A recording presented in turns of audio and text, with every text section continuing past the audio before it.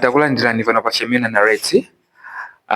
Makamaka pamene makandidate athu a form 4 atsala pang'ono kulemba mayeso awo. So nthawi yambuyomo tidapanga video mwina itasala miyezi iwiri itatu kuti mmene angakonzekerere, komano ambiri adatipempha kuti ife tikuzonanga itachedwabe. Ndeno tsiku la lero ndayitana amene angathe kutithandizira kuti atifotokozere bwinobwino kuti tisaone ngati tachedwa. Wiki imene yasalayi titha kupanga zinthu. Ne video musanayambe kuyionera mwapangire share zinzano amene akulemba nawo mayeso kapena ena amene ali ndi azibale amene akulemba mayeso kuti nawonso athe kuphunzirapo kina kake. So lero ndili ndi Najid Malla. Mwina mmatha kuwaona m'mavideo ambuyowa. So Najid Malla lero tayitana kuti athe kutifotokozera kuti kodi mayeso afodha wakozadi mu 7 days. So Najid Malla azipangiso introduce ngakhale ndapanga kale introduce. Zikomo kwambiri. Zikumupondera ndira pano pa Shamiuna Narrates mena akambira ine ndi Najid Malla. Modzi mwa munthu amene walembapo mayeso afolo ndipo akuziwa kuti zimakhala bwanji munthu akamayandikira chani mayeso afolo. So chimene tifuna tikambirane pano, tifuna tikambirane kuti 7 days yasalira kuti wiki ndiyo kwanira munthu kukhonza mayeso kapena kutembenuzana kuti from being someone amene zimakayikisota kukhonza ndikufika ku someone amene it is definite now kuti natani akhonza mayeso a form 4. So Najid Malla asipanga introduce anena kuti monga munthu amene adalemba pa mayeso komano tisangoti amene adalemba pa mayeso adalemba mayeso nkukoza bwino andiso anapanga prepare mukanthawi kochepa nkupitaso ku University of Malawi, the mother of all universities in Malawi.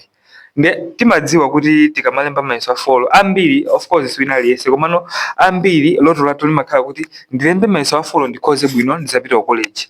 Yeah. So Najid Malla andapanga zomwezo kulemba mayeso afolo kukoza bwino nkupita ku college. Najid Malla yamba ndikupanga unpack topic yathu ya tsiku lero. Zikomo kwambiri. So kupanga unpack topic ya lero ndaigawa magawo atatu. Gawo loyambirira tikunena zokuti mentality towards mayeso mu 7 days imene yasalirayi.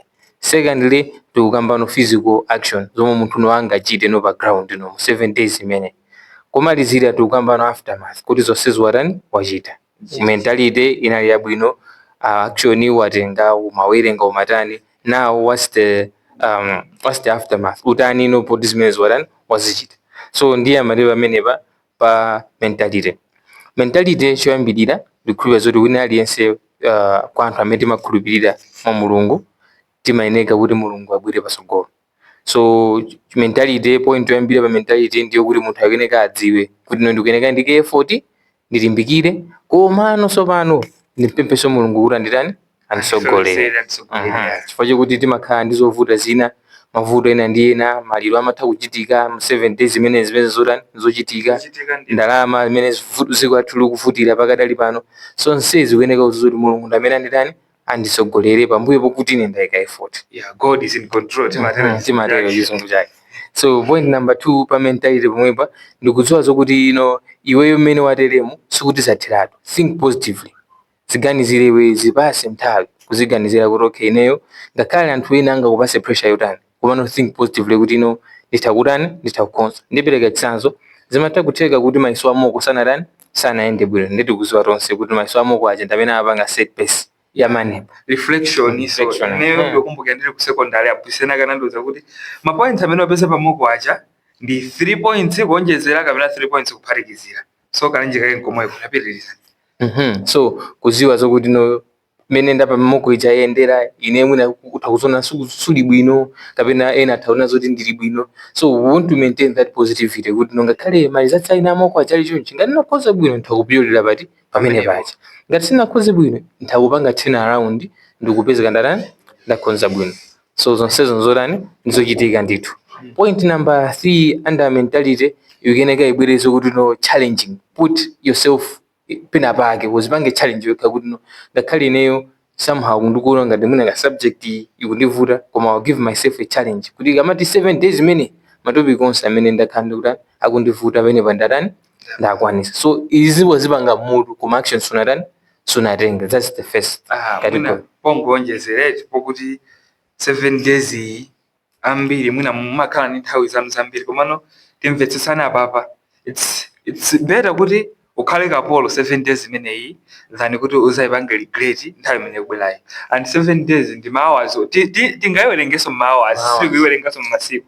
Ungopanga bwinobwino zinthu zakozi kuti I think 7 days iyi locked in focus ili pa school. Yeah.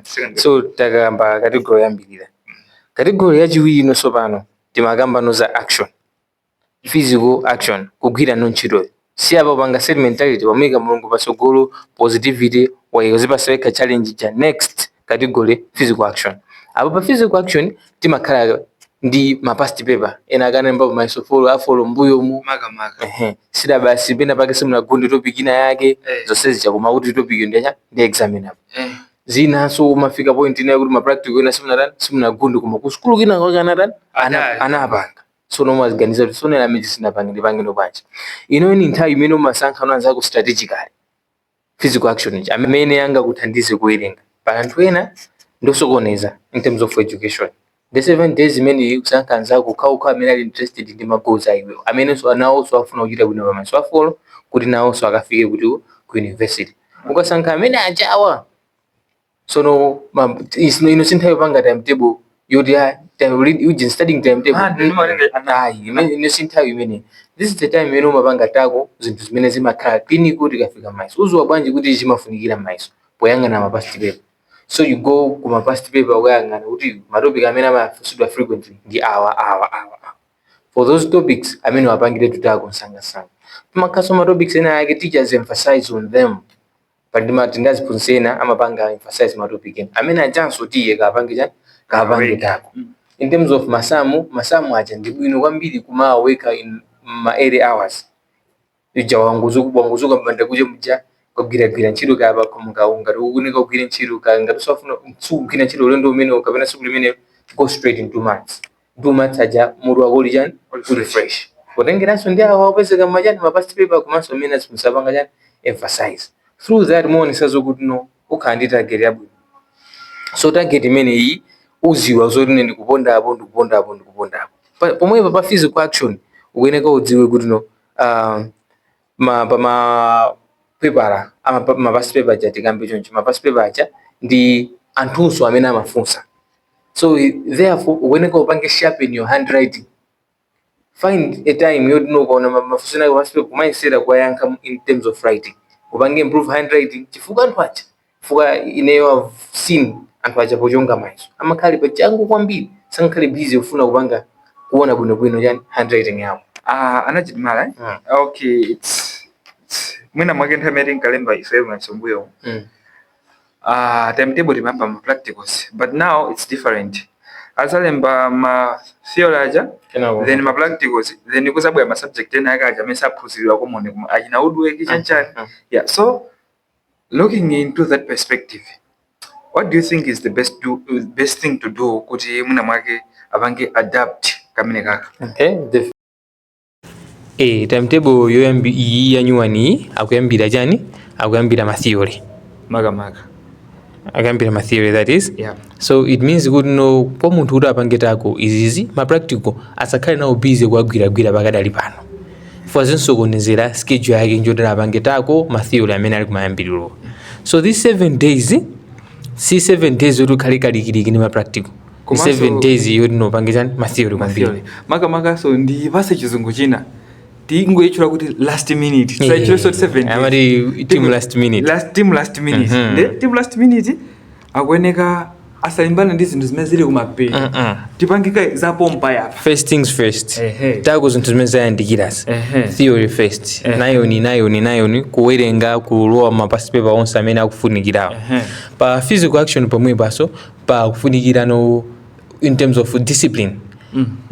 Sina hiyo just minunga pange nthawi na iliyonse pali ena akoma adabu kuti even energy aitenga kuti kungomaliza masamu pompo wapita ku English pompo ku physics pompo chemistry changu zimene sizithandiza ngati wapanga math mama aja rest a bit nthawi imene jani nthawi kuti mutu wako brain yako lipange rejuvenate ligeneso jani energy ina yoti no it should allow you to tackle ma subjects ena. Okay, chifani na kudulani munaigawa pa topic patatu ndiye munali pa topic munali pa chigawo chachiwiri koma muna chifukwa cha zimene munazayankhula ngani nabwesa nkhani timetable Yeah, tapitiliza nino pa second phase yani.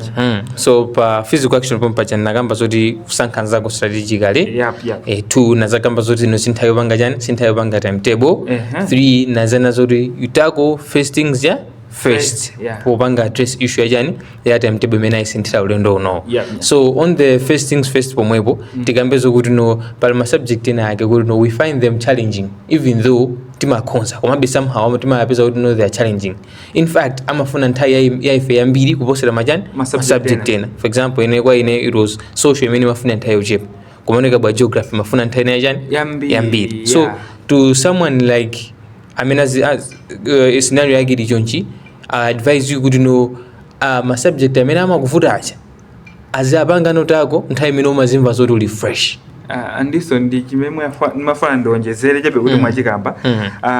Ndimafana ndikambe zokuti ndawi zina zake I don't know kuti pakakhala form 4 paja pamakhalabe kuti you are ningona zokuti academically mwina ubongo chomakhasu nakhwimebe nde zimapezeka kuti ena ake akuwerenga zinthu zokuti they have idea of it. Yeah, nde panthu ngati amene mwauza kuti chani. So maiso form 4 marking key ya MANEB safuna exact answer. MANEB imafuna understanding of the question which has been asked. So sinkani yoduloweze answer koma just get the idea behind the answer.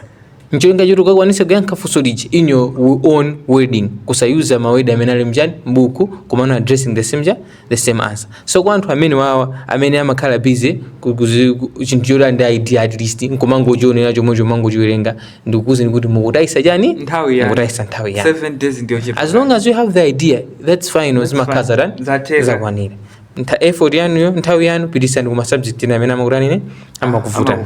So phase yomaliza ijana so bana. So what the aftermath so says mentality ulinayo physical action umwaika kena kuno aftermath upange jani.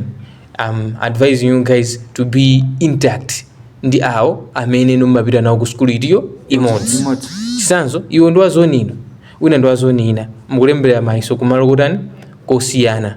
Iwo libize kugambira ndo azoni wawo zimene zimakuthandizira for you to be composed popita ku school to gain that composure before entering the examination room. China iwe ndo ma humanities nzako marenga jani ma science koma nzoda bwiso li intact kombiniza kwa majani wa ma science ndi munthu wa ma science chosejo ndo wajani wa ma humanities. So this zimabanga destroy energy mero nachoka nayo huko. Make sure you have someone at least mudu muzikambirana zinthu zabwina ma issues amene munthu amapanga address limozi kuma subject anu acha at least solo mwina zimapezeka zokuti pali chinthu china chake umatha kufira kuti I think chichi chitakubwera nozote uli ndi nzako amene he or she has no idea of it. Koma no waiwala wafika kale ku examination room kuja zimakhazo kuti sangakuthandize khala ndi munthu amene angakuthandize pa nthawi iti imeneyo pitilizani. Pa aftermath pomwepo dziwa kuti no nthawi iyi si nthawi yokuti no upereke excuse ili yonse kuti inetu maiso abwera awa ndikuona ngati sindikhoza iyi aphunzitsa sana malize tu syllabus aphunzitsa topic yako sana igundi iyayi ino sinthawi ya excuse amene and 90% si maliza syllabus. So chimene manene na pamene pachi pa physical action pacha kuti no matopic onse amene amaoneka examinable kutenga mapasi pamene amafusira apangireni tunijani tako werengerani tuzofunika ncho linga yutu mukamasati mukalo wa maiso msazana mizire ya kuti izitu ngakhendo kalo ine sinduzizo zimeze zimakusokonezera energy yako. So point omalizira hapa aftermath ndikupanga trust your efforts mwe unaiga pajani pa physical action kuzuwa zokuti nenchito ndeni nadani ndinagwira ndipo ineyo ndumene ndupita maiso ine ndikuyankha zinthu zimene nadani ndinawerenga ndizomwe ndinazo my idea on. That's it. Okay, so tisanamalizise tikaiona timetable ya MSCE 4 of my double feature. Kodi I think so triple zimateka? Yeah, sometimes umatha kulemba katatu nde let's say kuti mamao no uli ndi English masana uli ndi agriculture mazulo kali ndi physics I don't know. Pamene popo mungampange guide bwanji munthu kuti awerenge bwanji double feature kapena triple feature. Okay, so pama subject amino mukonesesa sizingatege muntu kulemba ma subject atatu kapena awiri onse ukhala utamamvuta it's very rare. Very rare. Zimakazo kuti ngati amakuvuta pamapezeka be ina yake at least. Andiso popanga timetable paja amachita kudziwa. Sangaike biology, chemistry, physics. Sizingateke. So pachifukwa chimene chichi munthu tackling yako ya ma subject amenewa chinthuno pasiku limene tukamba right? You first address chinthu chimene chimakuvutacho pasiku limene subject imene kuona zoti iyi imandigaya. So chisanzo ukuzoza kuti siku la lero ndi ma subject awiri. Chisanzo social mamawa masana mwina ndi physics for example.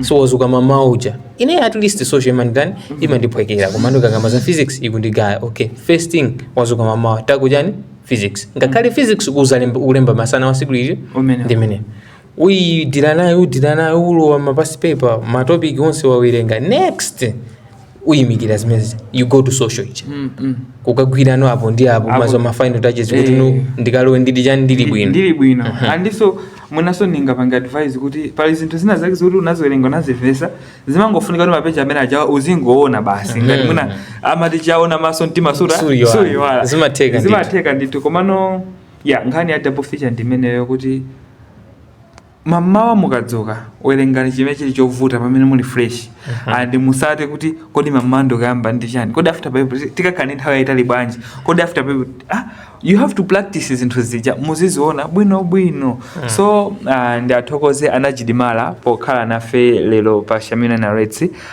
Until next time azikhalakhala amene I think and kuti muzi azikumvani mapafupafu atitero kuti no ndi mwayi wa ino kuti no mumve ma ideas amene angakuthandizeni chifukwa timazoona zinthu zambiri 7 days imene ndi mphamvu yomulepheresa munthu olata khandi yaza chinthu wanje ndipo ndi mphamvu so yonkozesa munthu owata zitenga kuti yeyo ndi mbuto mayotani koditu Najid wandanzeru musaiwale akuphunzira ku University of ndi finali wa ku University of Malawi amati chizungu chake the university that God loves the most, and this so the mother of all universities here in Malawi.